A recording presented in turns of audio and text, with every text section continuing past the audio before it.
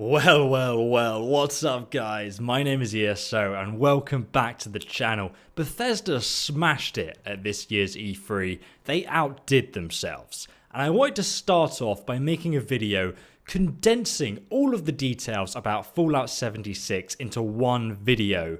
And some of the things that you might have missed, some of the hidden details from their E3 press conference. We'll be talking about the story, the different environments, weapons, enemies, how the game is going to work, but most importantly, the multiplayer aspect of the game, how PvP may work, and also co-op as well, because it has a lot of people very concerned. And guys, if you're new here, my name is Danny. This whole channel is based on Skyrim and Fallout content. It's all I do, it's all I live stream.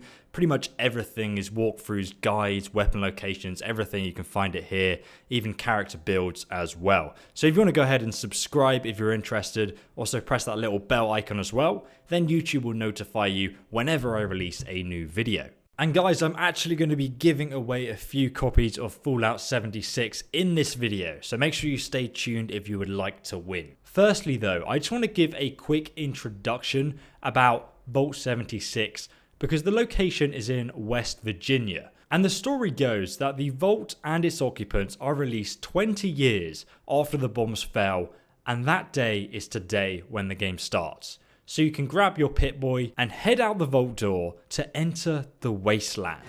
And you can see that there was actually a party the night before. We already saw this from the gameplay trailer. And if you're playing online, you'll actually be able to see your friends or the other random players leaving the vault for the first time with you. And I'll talk much more about co-op in a moment. But first, let's take a look at the wasteland and see what's changed. This is a massive upgrade from the Fallout 4 game engine, and you've probably already noticed from the footage. You can see there's improved lighting and performance. So we actually have, Todd Howard says, 16 times the amount of detail of Fallout 4. And apparently the game world is also 4 times bigger. And you'd expect that for a multiplayer game, though that is according to Todd Howard, and he has been known to exaggerate these things massively in the past. Now, West Virginia seems largely untouched by the nuclear bombs. In fact, there are actually still some untouched nuclear bombs you can set off yourself and actually blow up parts of the maps completely and just change the environment. But we'll talk about that more later. One of the things that kind of stood out to me here was all the trees, and the environment looks quite beautiful to explore. And I know in Skyrim I can sit and explore that game for ages compared to a game like Fallout 3 or New Vegas, where the game is just an urban landscape with lots and lots of rubble around, and to be honest it's not as enjoyable to the eyes to walk through, whereas Fallout 76 I see being a very immersive game which is a pleasure to explore. Now though, let's talk a little bit about the multiplayer setup and what we know so far.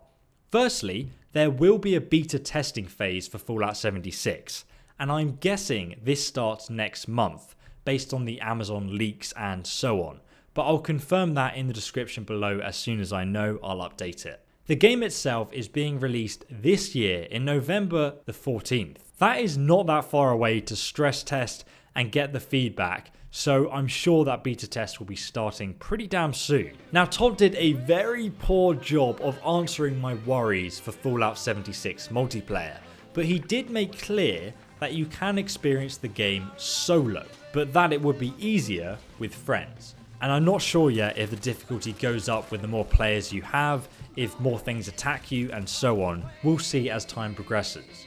As for how many players you can actually play with though, Todd said dozens and dozens. So 12 plus 12 is 24, but he said not 100 players, so it's less than 100.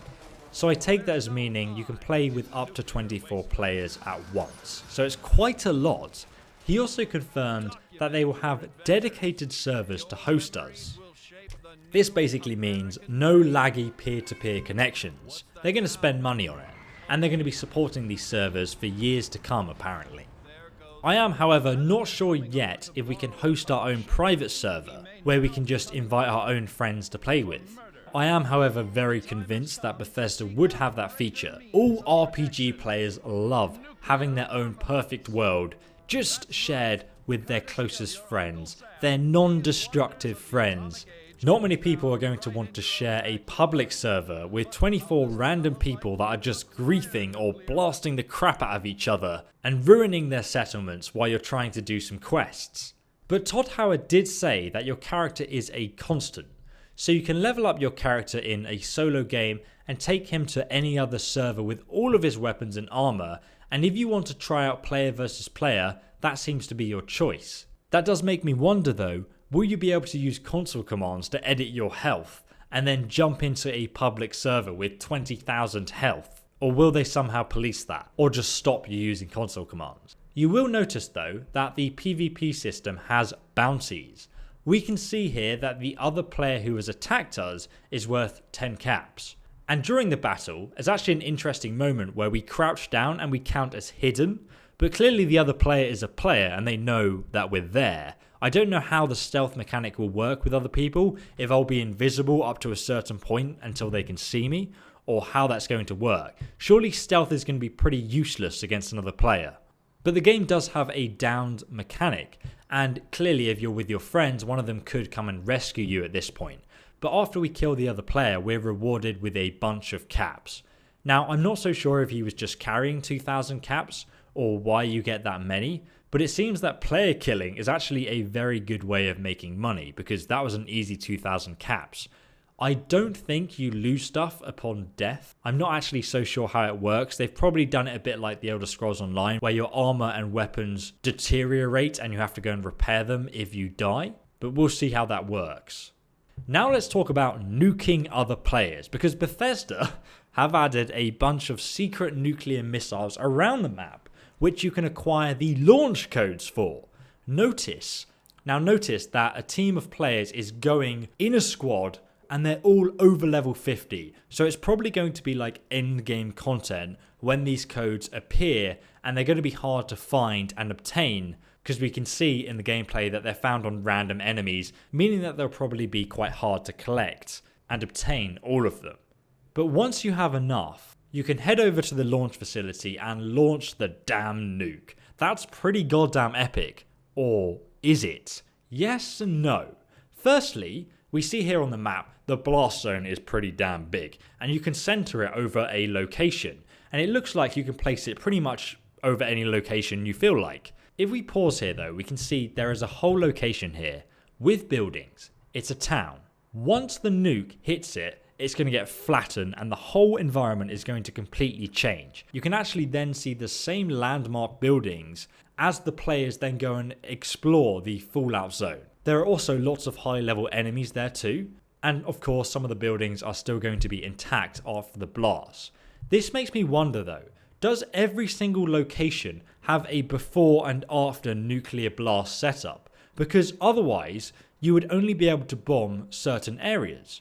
It was not very clear on exactly how that worked, but it also made me even more worried, because if you cannot have a private server with your friends, it would be very easy to grief other players by turning their whole settlement into a crater, which is indeed the entire purpose of this mechanic, to just destroy something completely. I can see a lot of players hating this, like for example in a public map or public server game. Is it just going to be permanently ruined if I blow up like a few locations, or will we find secrets beneath the craters of the blasts? Probably a bit of both, but let me know your thoughts on that one, guys. Hopefully Bethesda is going to be listening to fan feedback on how they can make it not too intrusive to you enjoying your own gameplay. And that said, we can of course play solo and enjoy the game our way like any other Fallout game, so that's worth mentioning. There are lots of perks with playing with other players though.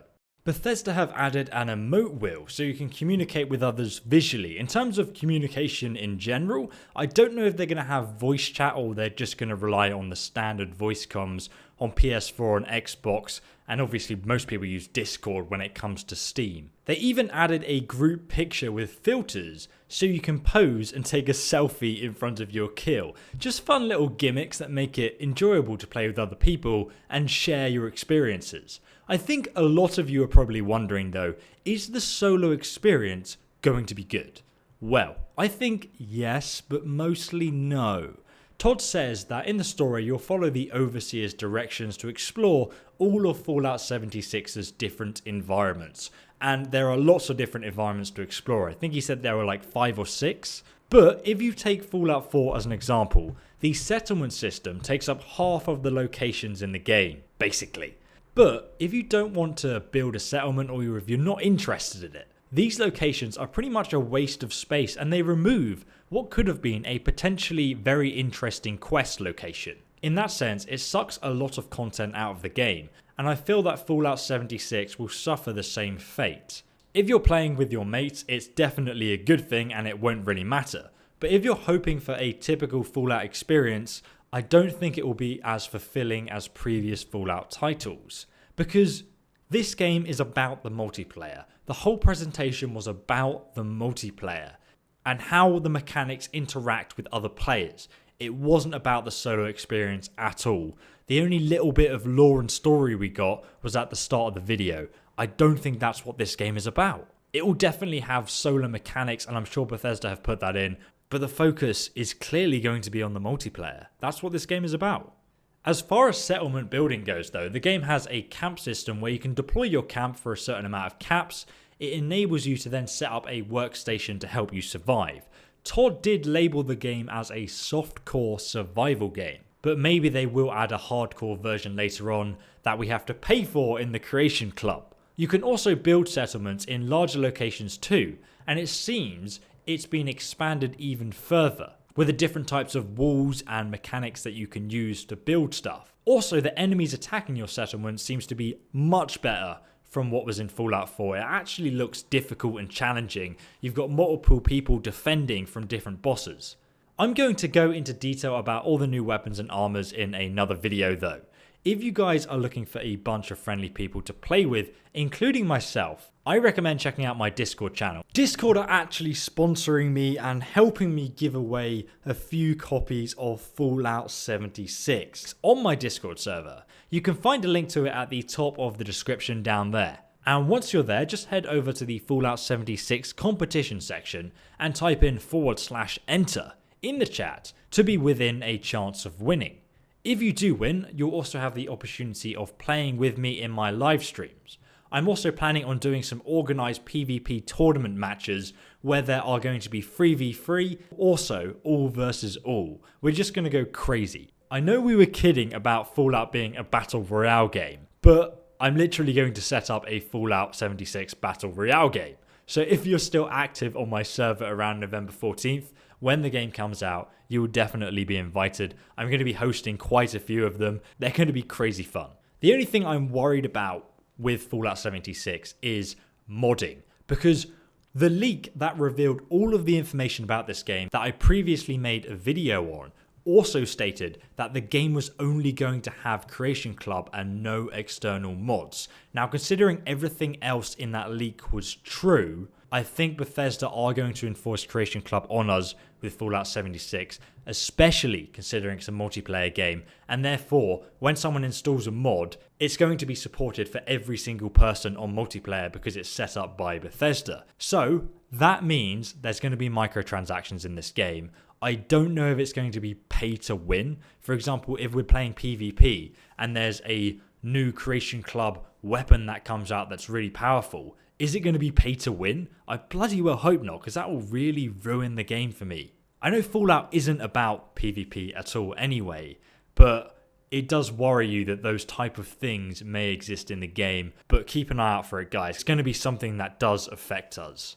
I think Fallout 6 though is going to be awesome, and I'm still very excited. I don't think the Creation Club will take or give anything from it. It's a bit disappointing that there won't be external mods if these rumors are true.